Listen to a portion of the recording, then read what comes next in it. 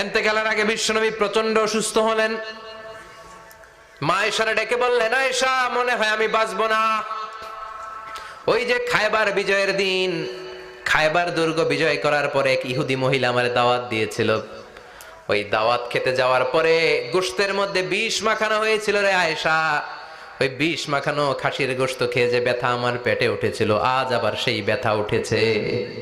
বিশ্বনবী ওই বিষ খাওয়ানো গোশতের কারণে ইন্তেকাল করেছেন। তার মানে বিশ্বনবী শাহীদ। জামা আল্লাহু বাইনা নবুওয়া ওয়া শাহাদা। আল্লাহ বিশ্বনবীকে শুধু নবী বানায় নাই, শহীদ হিসেবে কবুল করেছে। সুবহানাল্লাহ কইবেন না? প্রচন্ড অসুস্থ, উনি ছাড়া মসজিদে নববীতে কেউ ইমামতি করার সাহস পায় না। বিশ্বনবী বললেন, আবু বকর তুমি যাও। আবু বকরও যায় না। বিশ্বনবী বললেন, পানি আনো। বিশ্বনবী পানি দিয়ে ওযু করলেন। ওযু করে কয়েকজন সাহাবীকে ধরে উঠতে চাইলেন, আবার ধপাস করে বেহুশ হয়ে পড়ে যায়।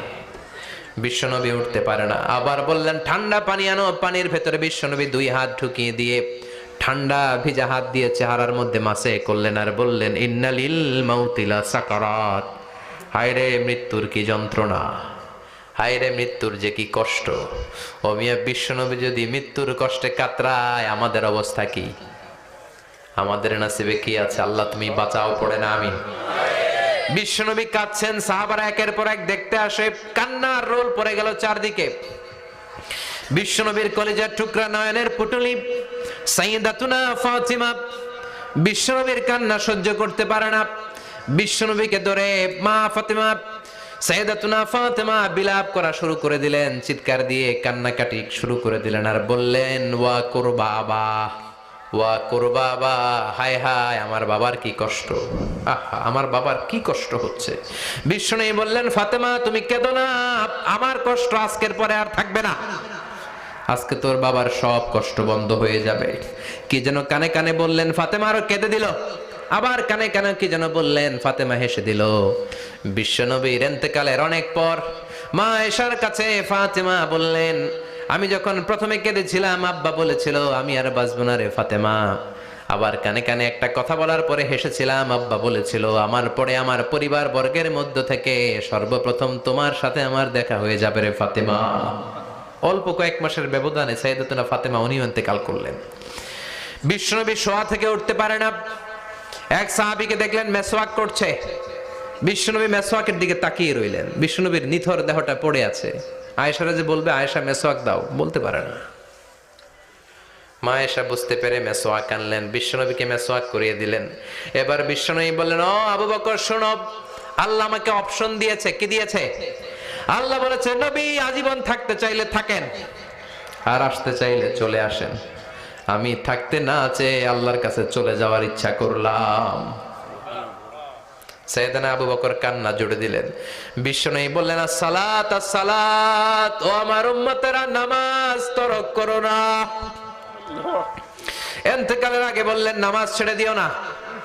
আর বললেন, ওয়ামা মালাকাত আইমানুকুম, তোমাদের অধীনস্থ কর্মচারীদের সাথে খারাপ আচরণ করো না। ঘাম শুকানোর আগে পয়সা দিয়ে দিও। আর হাত দুটো উঁচু করে বললেন, আল্লাহুম্মা ইলার রাফিকিল আলা, ও আল্লাহ আমি আপনার কাছে যেতে চাই। এই কথাটা বলে বিশ্বনবীর হাত দুইটা ধপাস করে জামিনে পড়ে গেল। বিশ্বনবীও চলে গেলেন। থাকতে পেরেছে কেউ? চিল্লায় বলেন। এজন্য আমরা আল্লাহর কাছে ঈমানি মৃত্যু চাই। কি মৃত্যু? আমরা উত্তম মৃত্যু চাই। চিল্লায় বলেন, কি মৃত্যু? এজন্য মরণের আগে ঈমান নিয়ে মরার দরকার আছে না নাই?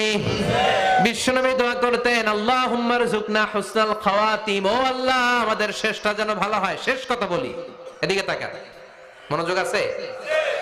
বলতেন, আল্লাহুম্মা রযুকনা হুসনাল খাওয়াতিম, ও আল্লাহ আপনি আমাদেরকে ঈমানের মৃত্যু দেন, আমাদের শেষটা ভালো করেন।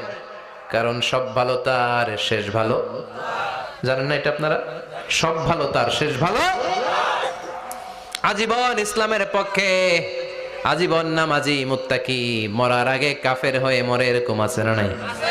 মরার আগে শাহবাগের মঞ্চে উঠে ভাষণ দেয়, ভাইয়েরা আমার, আছে না নাই? আবার আজীবন কাফের, ইসলামের বিরোধী, ইন্তেকালের আগে কালিমা পড়ে সব মাফ করায়, আছে না নাই? বিশ্বনবীর শ্বশুর আবু সুফিয়ান, নাম শুনছেন? বদরের যুদ্ধে বিশ্বনবীর বিরুদ্ধে মক্কায় বিশ্বনবীরে ঘুমাতে দেয় নাই, উহুদের যুদ্ধে বিশ্বনবীর সাথে ফাইট, খন্দকের যুদ্ধে বিশ্বনবীর সাথে মারামারি, আহজাবের যুদ্ধে কিলাকিলি, সারাটা জীবন বিশ্বনবীর সাথে মারামারি, মক্কা বিজয়ে কালিমা পড়ে মুসলমান হয়েছে। গোটা জীবনে যা অন্যায় করেছে সব মাফ করে দিয়েছে কে? এজন্য আমরা আল্লাহরে বলি, আল্লাহ কালিমাটা পড়তে পড়তে যেন আমরা মরতে পারি, চিৎকার করে পড়ে না আমিন।